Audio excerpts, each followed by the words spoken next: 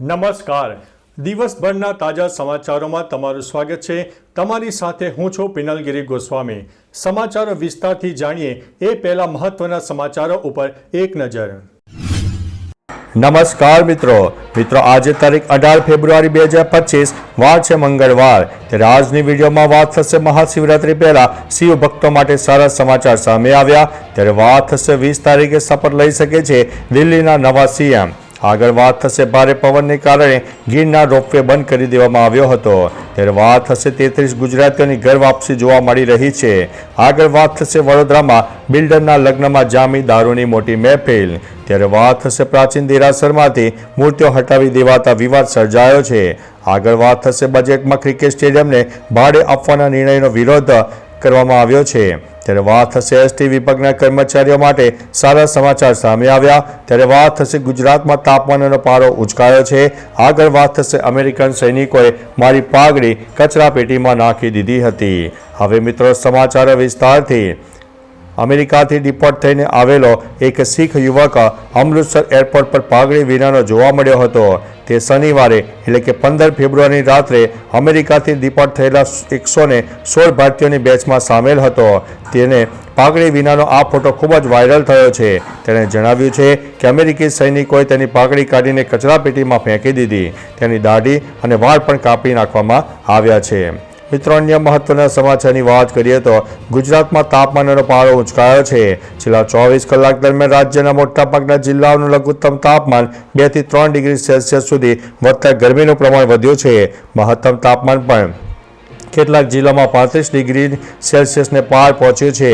ત્યારે હવામાન વિભાગની આગાહી મુજબ હજુ પણ આગામી 5 દિવસ વાતાવરણ યથાવત રહેવાની સંભાવનાઓ છે.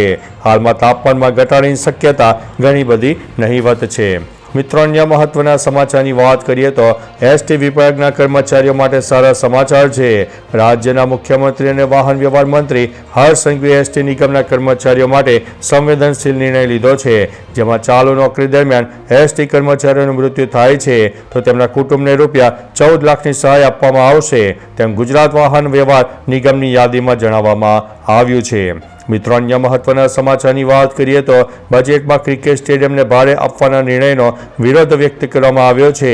રેસ કોર્સમાં વર્ષો જૂના માધવરાવ સિંધિયા ક્રિકેટ સ્ટેડિયમને ક્રિકેટ સિવાયના હેતુઓ માટે કોમર્શિયલી ભાડે આપવાનો નિર્ણય લેવામાં આવ્યો હતો. જોકે નિર્ણયના કારણે મેરેજ ફંક્શન, મ્યુઝિકલ ઇવેન્ટ અને અર્વાચીન રસોત્સવ જેવા કાર્યક્રમો માટે સ્ટેડિયમ ભાડે આપવાથી પીચ અને પેવેલિયનને મોટું નુકસાન થવાની દહેશત કોંગ્રેસે વ્યક્ત કરી છે અને આ નિર્ણય તાત્કાલિક રદ કરવા માંગ પણ ઉઠી છે. મિત્રો, અન્ય મહત્વના સમાચારની વાત કરીએ તો પ્રાચીન દેરાસરમાંથી મૂર્તિઓ હટાવી દેવાતા વિવાદ સર્જાયો છે.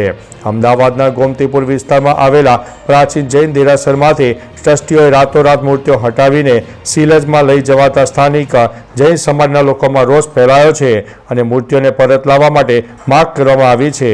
રવિવારે રાત્રિના સમયે પણ જૈન સમાજના લોકો સિલજ પહોંચ્યા હતા અને વિરોધ નોંધાવ્યો હતો.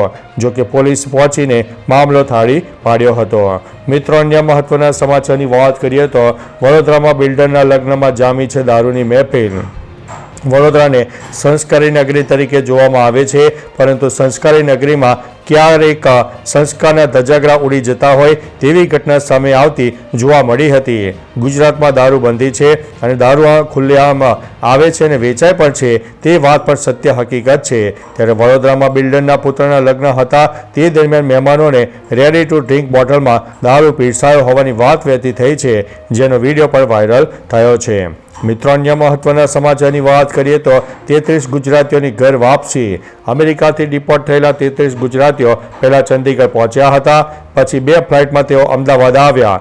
33માંથી 4 પહેલા અમદાવાદ એરપોર્ટ પર આવ્યા. બાકીના 29 બપોરની ફ્લાઇટમાં આવી ગયા છે. આ બધા 33 લોકોની અમદાવાદ એરપોર્ટ પર વેરિફિકેશનની પ્રક્રિયા પૂર્ણ કરવામાં આવી હતી, તેથી તેમની ઘર વાપસી પણ થઈ છે. મિત્રો, અન્ય મહત્વના સમાચારની વાત કરીએ તો ભારે પવનને કારણે ગિરનાર રોપવે બંધ કરવામાં આવ્યો હતો. જૂનાગઢના ગિરનાર પર્વત પર ભારે પવન ફૂંકાવાને કારણે રોપવે સેવા હાલમાં બંધ કરી દેવામાં આવી છે. 4 દિવસથી ભારે પવનને કારણે સંચાલન ઉપર તેની અસર પડી હતી, જેથી કોઈ દુર્ઘટના ન સર્જાય અને યાત્રીઓની સલામતીને ધ્યાનમાં રાખીને આ નિર્ણય લેવામાં આવ્યો છે. પવનની ગતિ સ્થિર થતાં રોપવેની સેવા ફરી શરૂ કરવામાં આવશે. હાલમાં રોપવે સેવા બંધ છે, જેથી યાત્રિકોએ તેની નોંધ લેવી. મિત્રો, અન્ય મહત્વના સમાચારની વાત કરીએ તો 20 તારીખે શપથ લઈ શકે છે દિલ્હીના નવા સીએમ. સમાચાર છે કે 20 ફેબ્રુઆરીએ દિલ્હીમાં ભાજપ તરફના નવા સીએમ શપથ લઈ શકે છે. દિલ્હીમાં ભાજપ જીત્યું પછી 15 ધારાસભ્યોને મહત્વના મંત્રી પદ માટે શોર્ટલિસ્ટ કરાયા છે. 19 ફેબ્રુઆરીએ ભાજપ વિધાનસભા પક્ષની બેઠક યોજાઈ શકે છે. સીએમ પદની રેસની વાત કરીએ તો આમાં પ્રવેશવરમાં સૌથી આગળ છે આશિષ ચૌદ, રેખા ગુપ્તા, વિજેન્દ્ર ગુપ્તાનું નામ પણ આ રેસમાં સામેલ છે. મિત્રો, અન્ય મહત્વના સમાચારની વાત કરીએ તો મહાશિવરાત્રી પહેલા શિવ ભક્તો માટે સારા સમાચાર છે. મહાશિવરાત્રી એ શિવ ભક્તો માટે મોટો અને ખાસ તહેવાર છે. આ મહાશિવરાત્રી પર ભક્તો સોમનાથ મહાદેવની ખાસ પૂજા કરી શકે છે. ભક્તો ઘર બેઠા માત્ર 25 રૂપિયામાં બિલ્વ પૂજા કરી શકશે. આ માટે રજિસ્ટ્રેશન પ્રોસેસ કરવાની રહેશે.